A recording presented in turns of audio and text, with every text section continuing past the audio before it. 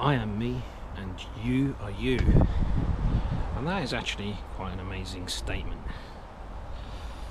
Today I'm going to talk to you about my cold plunge I built myself. How did I come to get this thing? Basically, you can really see it very well here, but between the pieces of wood, well, from here actually, this is a giant size cement mixer which the neighbours were having some building work done,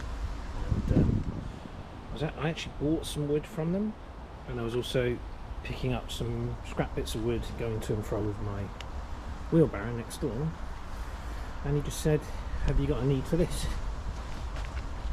So I said, yeah. I immediately thought of a need for it, because I was trying to source a cold plunger from somewhere, and they're actually quite expensive to buy.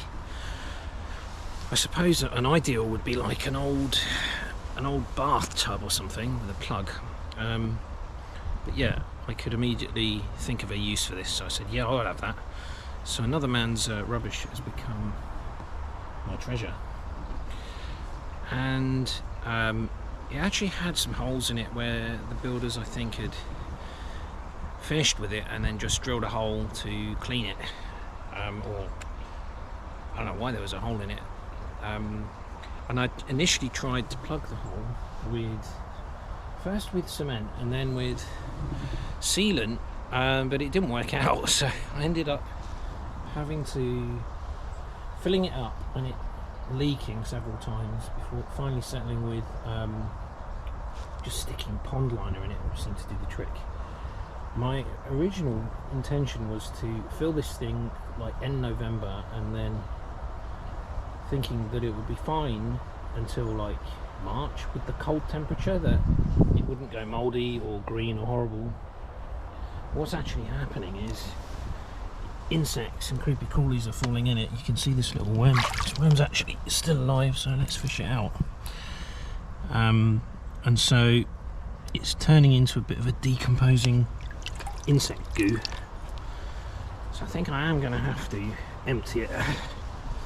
And I will. I'll take one more plunge in it before I do that. But yeah, you can see the bits of rotting wood lice in there, which is not very appealing.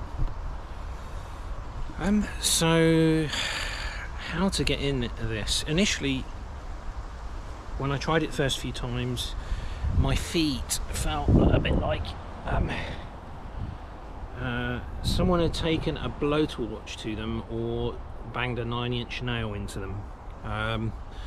Really painful, and I think it's due to the fact that if you just get straight in and you're not a cold water maestro like Wim Hof, the blood rushes out from your extremities into your core, and it causes pain in your feet. So I thought I'll try wearing socks. Didn't do the trick, so I thought I better go and check what the master himself says on that topic. So I looked at an old Wim Hof video where he discussed what to do about cold feet. What he said just totally made sense. Is what you do is you just dip your feet in first and basically get your feet used to it. That is flipping cold. It's 9 degrees today, and I dare say the water temperature is colder. But by following that simple tip, you'll find you'll last longer in the cold plunger. I would get lots and lots of tips from Wim Hof actually, if you can. And that's starting to feel painful, so I can just ease my feet in, and basically it will balance out, and then I'll be able to get in without the focus being on pain in my feet. A pain is a state of mind, like everything else. I think 50% of the battle is mental, actually motivating yourself. Like, I haven't motivated myself enough times really this season to get in this thing. I mean, people will say like it's 90% attitude or 99% attitude. Oh, there's a spider on my foot. The big ones, some of these guys can give you bites. one or two species. Yeah, I can really feel the pain. This is why, yeah, I'm saying 50%, not 90%, because a lot of being able to cope with this is down to the actual breathing once you get in there. It really is important, because if you don't breathe properly, you're not really going to last in there very long. To be honest, I can't last very long in it anyway, even with the breathing. I last maybe a minute or two. I've seen Wim Hof do like 60 minutes in a barrel of ice. So there's a lot to be said for the breathing technique. So that's why I'm only going to give it 50% mental attitude and the rest technique. But yeah, it's just getting your mind in gear to actually do it. I've done a fast this Christmas holidays, which is great. 2-day fast. Liquids the first day, and then mostly water second day. I did drink coffee this year on the fast. I am struggling with the feet, so I'm going to have to do it with the proper breathing in a moment. But then I have been indulging with like hampers and wine and whiskey and things like that. And as I'm on holiday, definitely can't get away with drinking whiskey like I used to. I don't drink a lot anyway, but I really feel it the next day. So I felt a bit rough this morning. Did not feel like going in this bad boy. So that 50% battle out of the way, the rest is then just actually going through it, putting yourself through the barrier.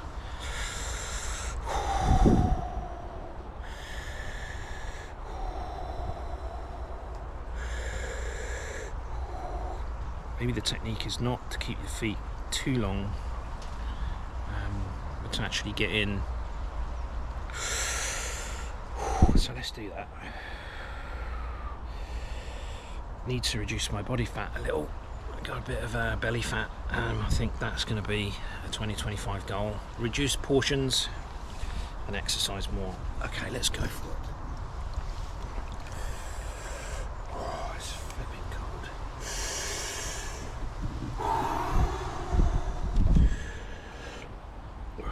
It's probably wise to have a loved one sort of keeping an eye, just in case you did seize up, your heart did stop.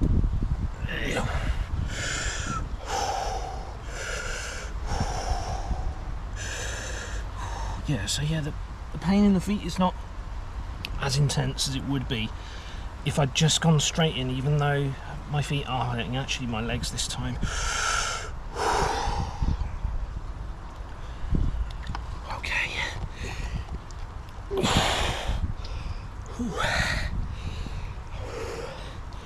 Okay, it's letting out a little. It's just awesome. Cold plunges. Just brilliant for your health. And I'm a believer in everything that Wim Hof says.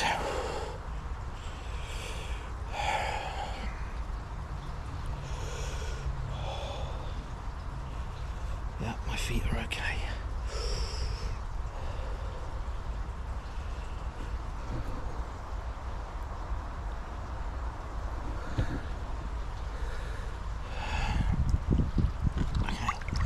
So ultimately, the goal is going to have to be to be able to last a bit longer. Yeah, it's painful.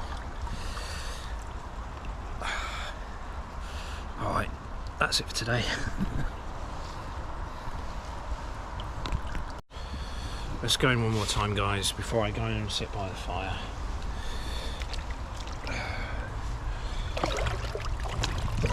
Straight in this time.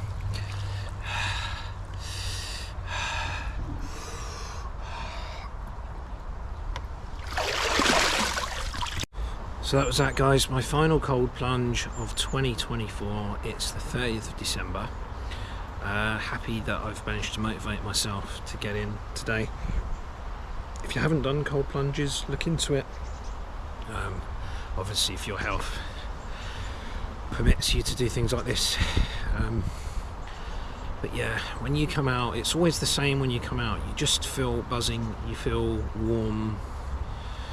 I don't know how red I am, and you feel great, so it's really worth it. No pain, no gain. Get high on your own supply and all that jazz. So time to go and experience some heat. I'm going to experience fire and ice in a few days actually, when I'll be going over to Iceland.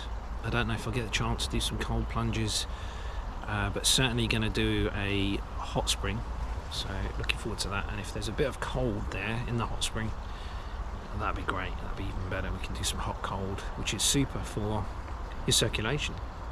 So goals for 2025 will be to keep working on health things, and the two things in particular will be cold plunges and fasting. They're the biggest challenges. They're the hardest things to do anyway, but they're also the easiest, low cost things to do. Once you've got past the cost of building yourself something that you can plunge in, but at the end of the day you can also take cold showers. It's as easy as that. I just got kind of a bit fed up with that method. I wanted to plunge into something rather than have the cold water sort of sprinkle over me, but yeah, it need not cost you anything at all, but the benefits for your health are immense. They do these cold plunges in many parts of the world, like Russia, Finland, places like that, where even elderly people will cut a hole in the ice and dive in, and then find that they don't get colds for the winter. So there's something to be said for it, for sure. So ciao for now, and good health to you.